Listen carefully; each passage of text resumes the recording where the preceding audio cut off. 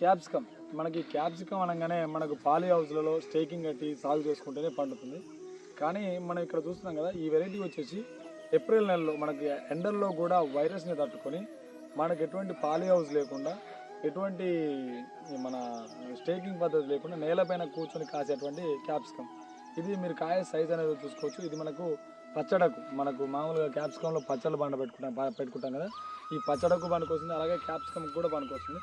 ఇది మనకు పెంజెన్సీ పరంగా, కారం పరంగా మనకు నార్మల్గా దొరికే క్యాప్సికమ్ కంటే కూడా ఎక్కువ రేట్లో కారం అనేది ఉంటుంది. ఇది మనకి ఇక్కడ వెరైటీ పేరు వచ్చేసి సర్పన్ వారి 9X సర్పన్ సీడ్స్ కొత్తగా డెవలప్ చేసినటువంటి ఒక వెరైటీ. ఇది మనకి ఇది కటింగ్ టు కటింగ్ అనేది చాలా తొందరగా వస్తుంది. మన ఫస్ట్ కటింగ్ వచ్చేసి 55 డేస్లో రావడం జరుగుతుంది.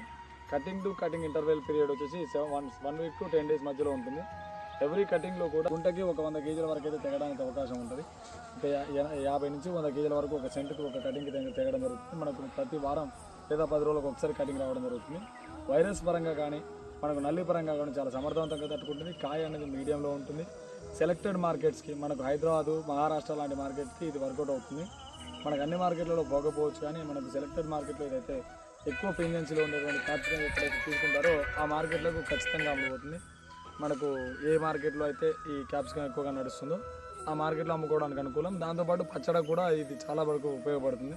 ఎవరైనా కొత్తగా సాగు చేయాలనుకుంటే దీనికి సంబంధించినటువంటి ఇన్ఫర్మేషన్ మొత్తం తెలుగు ఎవరైతే యూట్యూబ్ ఛానల్లో ఉంటుంది. మీకు ఏదైనా డౌట్ ఉంటే నాకు వాట్సాప్ ద్వారా సంప్రదించండి. ఖచ్చితంగా దీనికి సంబంధించినటువంటి పూర్తి స్థాయి ఇన్ఫర్మేషన్ అయితే మీకు అందించడం జరుగుతుంది. జై హింద్, జై జవాన్, జై కిసాన్.